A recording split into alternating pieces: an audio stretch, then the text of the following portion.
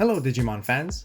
As some of us may perceive, that Black Decks has always been seen as the underdog and the least popular deck to be played when compared to all the other colors. Its identity has always been sort of around the place, and there's no particular straightforward playstyle that really pushes them towards an impressive consistency. But all of that is about to change, due to the release of BT5 Battle of Omni.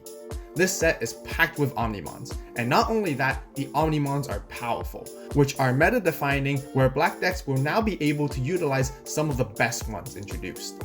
This is why I will be sharing with you all my very own Turbo Black Omnimon deck profile for today. The go and win condition of this deck is very simple. Digivolve our Digimon into Omnimon as quickly as we can, and then we keep attacking until we win. We'll also be covering some basic combos and strategies of how to play this deck, so definitely stick around for that as well. If this is your first time watching, welcome to the AVAULT channel, and I would like to kindly ask you that are watching right now to subscribe for more Digimon deck profiles.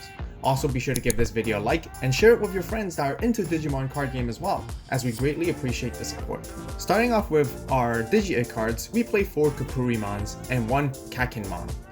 Kapurimon's inherited effect provides extra 1000 BP to our Digimon that has Reboot, and Kakinmon's inherited effects gives our level 7 Digimon when attacking gain 1 memory, which also works very well since this is a Omnimon based deck and all of them are level 7 as well. Now for our level 3 rookies. We have 4 copies of Toy Agumon that gives Reboot as an inherited effects and pairs up very nicely with our Kapurimon. We also have another 4 of the other Toy Agumon. This one has a different inherited effect of during the end of your opponent's turn, if your opponent didn't attack with a Digimon this turn, we can draw 1 card. This is really good in the early stages of the game to help us dig a little faster into our deck with draw power. Next we have 3 Gotsumon blockers, and lastly we have 2 Commandramons, which has a play cost of 2, allowing us to hard play it cheaply. That will be our total 13 rookies, and let's move on to our level 4s. For our level 4s, we play 4 Numemons, which has a Digivolve cost of 1 and a play cost of 3, which is nice and low as it is always something that we're looking to have in this deck. We then have 4 Dark Tyrannomon blockers, which also only has a Digivolve cost of 1. Next, we have 2 Guardromons, which is a blocker that has 7000 DP, which is pretty high considering it is a level 4 Digimon. However, it cannot attack. That will be it for our champions, and let's move on to our level 5s. For our level 5s, we have 4 Warumonzaemons.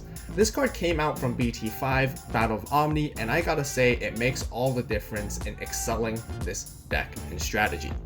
This is because it has a Digivolve cost of 2 and a play cost of 5, which is what Black Decks have been needing this entire time, and I'm very glad that we finally got it. Then we have 2 Andromon blockers and 2 Megadramons that has a inherited effect of giving our Digimon blocker. That will wrap up our ultimates, and let's get into our level 6s. For our level 6 Megas, we play 3 Metal Garurumons, which is also newly brought in from the BT5 set. It has Reboot, and when Digivolving, Digiburst 2 that lets you delete an opponent's Digimon with play cost of 6 or less. However, if you're not able to delete any Digimon via this effect, you get to trash the top card of your opponent's security stack instead. I think this effect is fantastic and very unique. This card has always given us a really good head start against our opponents to secure our later advantages. The other level 6 we play are 3 High Andromons, simply because it has a Digivolve cost of 2, which is really low. That would round up for all our level 6s, and let's look into our level 7s. Now for all of our level 7s, which are basically all Omnimons, we of course have Omnimon Zwart, and we play 3 copies of it. This Omnimon Zwart just does so many things. When Digivolving into this card, we need to trash the top 3 cards from our deck, and then we can play 2 Digimon from our trash that has a play cost of 8 or less. This guarantees us basically any level 5 or lower Digimon, and then we can have it brought out into our battle area. We can either set up for blockers for extra defense, or play more level 5s to prepare for another level 6 play following up as after.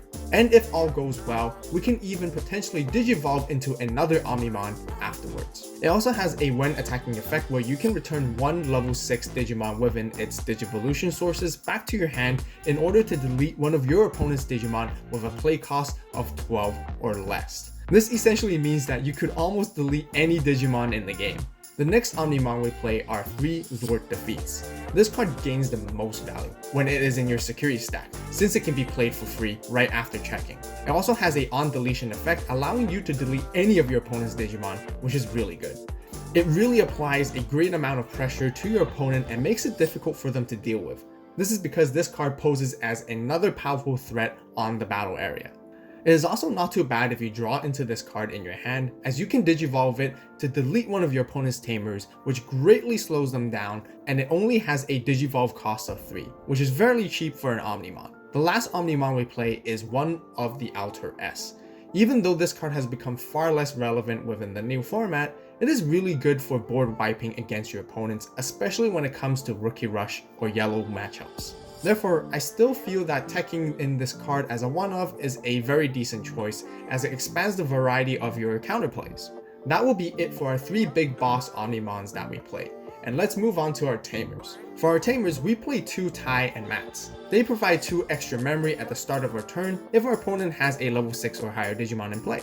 It also gives all our Omnimons a security check +1. I would consider bumping this card up to 3 since we play so many Omnimons, and we can emphasize a lot of value out of this Tamer.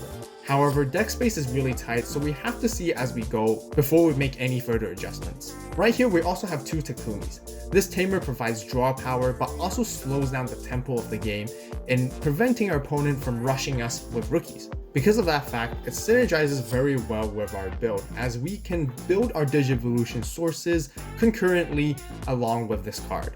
Therefore, I would highly recommend not to go any lower than 2 copies. Lastly, for our options, we have 2 Mega Digimon Fusions, which really allows us to turbo out the Omnimons when we need to. However, there is one important note which I mentioned from my ChaosGallantmon deck profile from before, but it is really important for us to keep the mindset of using this card if we're trying to push to win the game right after. This deck heavily relies on the Omnimons to stay present in our battle area, and we can't afford to have them being returned back to the deck, especially in the early stages of the game. Therefore, you must play this card with caution and only when you can obtain a large amount of advantage. As a general guideline, it is best to play this card when you already have another Omnimon established on your board, and treat this card as it gives you an extra one for the turn. That will conclude for our full deck profile, and let's jump into some of our basic combos and strategies of how to play this deck. As mentioned before, the main goal of this deck is to Digivolve most of our Digimon within the raising area until we see our level 6 Megas and then Omnimons. This is why we need to have low Digivolve costs to draw into our resources quickly. If we have Metal Garurumon, we can make an early play with its Digivolving Digiburst effect to either delete one of our opponent's Digimon that has a play cost of 6 or less, otherwise trash a security, which is really good. You would usually want to Digiburst away your level 4 and level 5 Digimon underneath it, so then it can be brought out via Zwart's effect later on.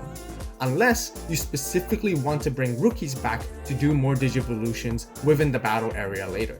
Even though Metal Garurumon has reboot, you still need to be very mindful if you ever plan to swing into security, as you could run into something that has higher DP, and that would just simply collapse your entire plan. And it's actually quite important that we don't lose our Metal Garurumon. Therefore, I usually don't want to go for such a high risk play, and it's safer to just go right into Zwart if you have it in your hand.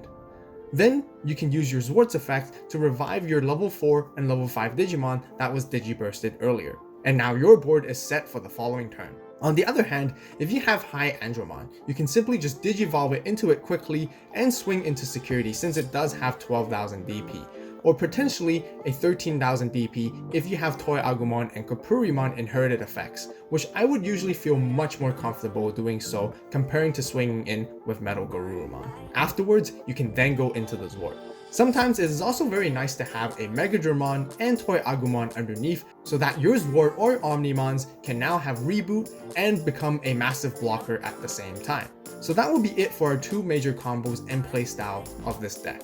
Overall, being able to turbo Digivolve our Digimon into Omnimons feels really good. You guys can now see the reason why we keep all our Digivolution costs as low as possible all the way throughout. It is very important we get into our Omnimons quickly. With such a strong Digimon on our side of the board, it exerts a large amount of pressure and power in the battle area. we can swing over multiple securities without having to worry too much, and do that over and over again. There are also many different removal options to our opponent's Digimon, keeping their battle area in check at all times. What do you guys think about this deck? If you guys have any comments or recommendations, be sure to share it with everyone down below. That rounds up for my very own Turbo Black Omnimon deck profile for today. If you guys enjoyed the video, be sure to give it a like. Also, don't forget to subscribe and turn on that notification bell to stay tuned for more Digimon deck profiles. As always, thank you guys so much for watching. You guys have a great day, great night, wherever you are. Stay tuned for the next video. And this is AVAULT, signing out.